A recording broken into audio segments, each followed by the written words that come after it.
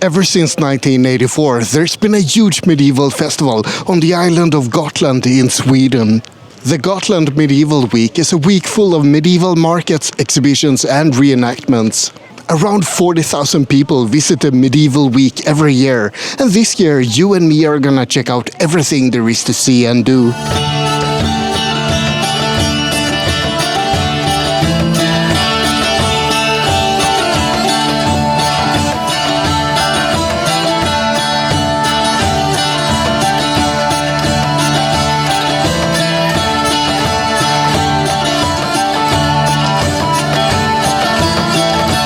The Medieval Week may sound like a typical Renaissance fair. You can find tons of those in Europe and the US. But I think that the Medieval Week is a bit different. Full disclosure, I actually haven't been to a Ren fair in the US yet, but from what I hear, there's not exactly a great focus on historical accuracy. Anything that looks vaguely medieval is fine, even if the colors and materials are completely anachronistic. And there's supposedly also a lot of fantasy elements. It's basically the Middle Ages, but filtered through popular culture, as I understand it. There's actually a lot of that at the Medieval Week as well, but there's also a lot more. There's a greater focus on portraying life as it really was hundreds of years ago. And it's also themed around a specific set of events surrounding the Danish king Valdemar Atterdag. Even though that theme has become less and less important over time as the festival has grown. But most importantly, the Medieval Week takes place in the town of Visby.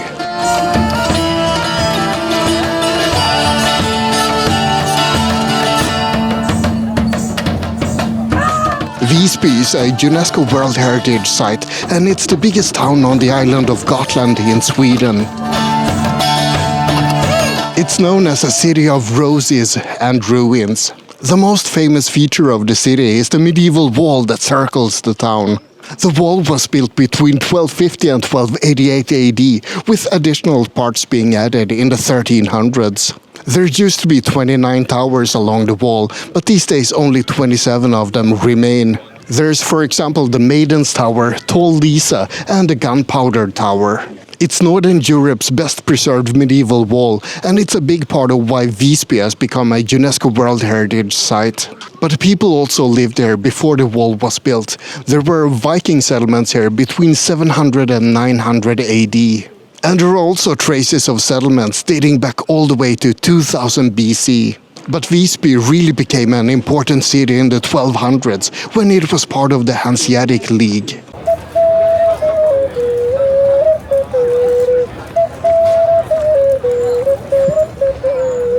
By the 1200s, Visby was one of Sweden's biggest cities, and it was a significant trading town due to its position in the Baltic Sea. The Htic League was a medieval network of trading towns and merchant guilds spread out over Central and Northern Europe. And Visby was the center for trade in the northeastern part of the Htic League. The Htic League was a political and commercial coalition of loosely connected merchant guilds and city-states. The league mostly consisted of what would later become Germany, but there were also parts of Belgium, the Netherlands, Poland, Latvia, Estonia, and Sweden included. Oh, and Russia as well. And Visby on the island of Gotland was an important part of the league because of its proximity to Latvia, Estonia and Russia. Even before the Htic League, Visby had been the center for trade on the Baltic. And in the 1200s, it continued to be the central trading town of the northeastern areas. However, since the Htic League was started in Germany, the common language in the league was German. So the lingua franca back then was, ironically enough, German. There's a lot more I could say about the Htic League and its influence on Visby, but I think that we should check out what you can find at the Medieval Week.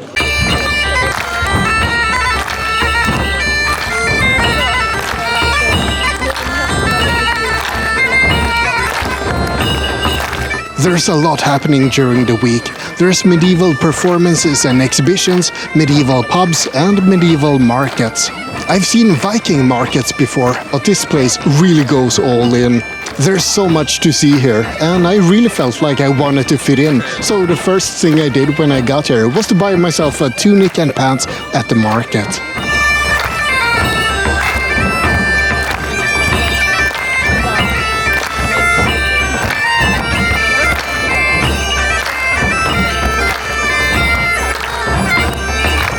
Something that I need to mention is the unofficial Medieval Week. The Medieval Week has a lot of big and flashy and costly events. Some people wanted cheaper and or alternative things instead, so they started the unofficial Medieval Week. You can find a lot of interesting and maybe not as historically accurate events on the unofficial program. You'll have a lot of fun either way.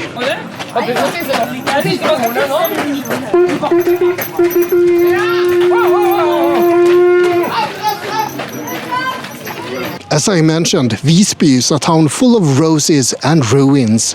In the 1200s, there were 15 churches in Visby, in a town of 4,000 inhabitants, so quite a church-filled town. And many of those churches still remain, to some degree.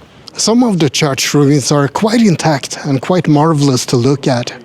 The most famous ones are Saint Karin, Drotten, Saint Nikolai, Saint Lars, Saint Göran, and probably a lot of other saints that I forgot about. During the medieval week, many of these church ruins have stages for performances. There are many different types of performances. Some are very well organized and full of interesting history. Some are musical numbers featuring medieval music or something pretty close to it at least. And some are more ad hoc by happy performers just walking around town.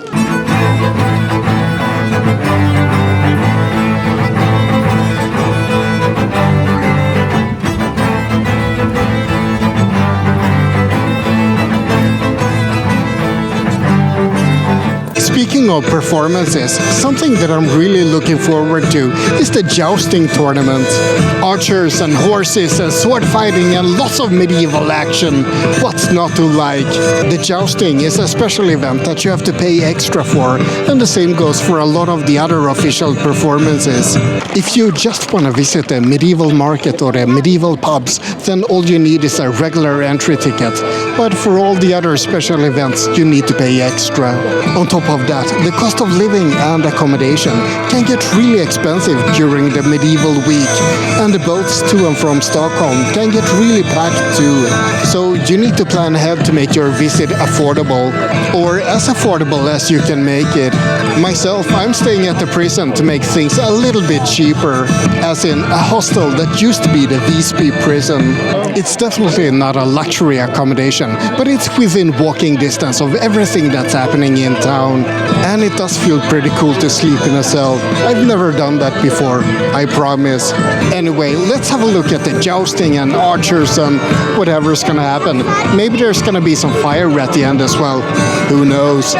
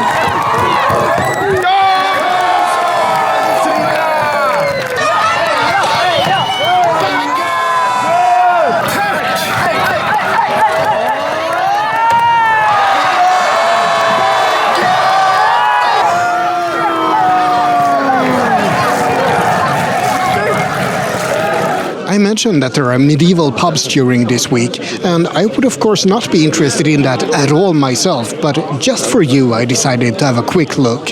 I'm not a connoisseur when it comes to medieval drink or medieval food, but I know that Sweden used to have a lot of different ales back then. And also mead, of course, which is a fermented honey wine of sorts.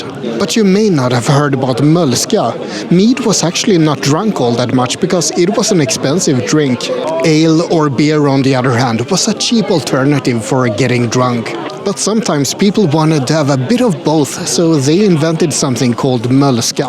That's basically a combination of mead and beer. So if you ever visit a medieval week or just a medieval pub in Stockholm Old Town, then you know what you're ordering. Speaking of medieval pubs in Stockholm Old Town, one very famous one is Sjätte Tunnan, the sixth barrel.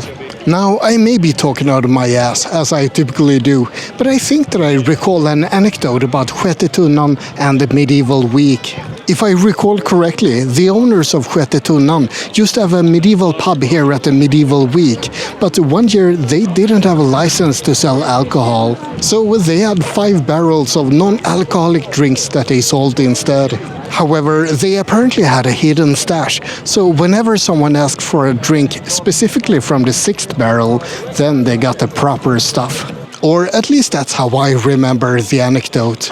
I've heard another anecdote about a medieval week, but that one is a bit more lewd. Gotland is an island, so people who live here don't have a great selection of people to have sex with. So apparently people can get quite frisky during the medieval week when a lot of new blood is invading the island. One person told me that once when she walked past a dark section of the wall, she could hear a girl shout out, "Ta mig mot ringmuren, din fastländske tjur." I apologize for my pathetic attempt at a Gotland dialect, but that basically means, "Take me against the medieval wall, you mainland stud." Well, what can you say? Whatever happens at medieval week stays at medieval week.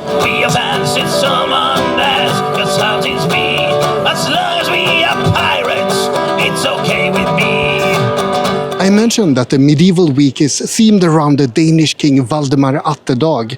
In 1361, King Atterdag had conquered Scania and the island of Öland, and he set his sights on Gotland as well.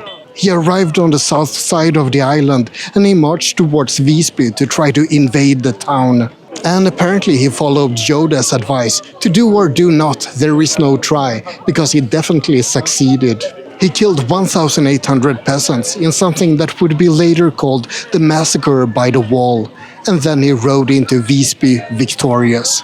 It might seem a little bit strange to choose that event as a basis for a medieval festival, but it does make sense. There's been tons of artifacts found after that battle, and it's a very significant event at a very significant period of time. It's smack in the middle of the Middle Ages, and it brings great opportunities to reenact grievances between Danes and Swedes. And if there's one thing I enjoy, it's to be able to hold a grudge against the Danes. And that's about it for this quick look at the medieval week on Gotland. I hope you found it interesting and maybe even a little bit educational. Either way, like and subscribe, but most importantly, have a great day.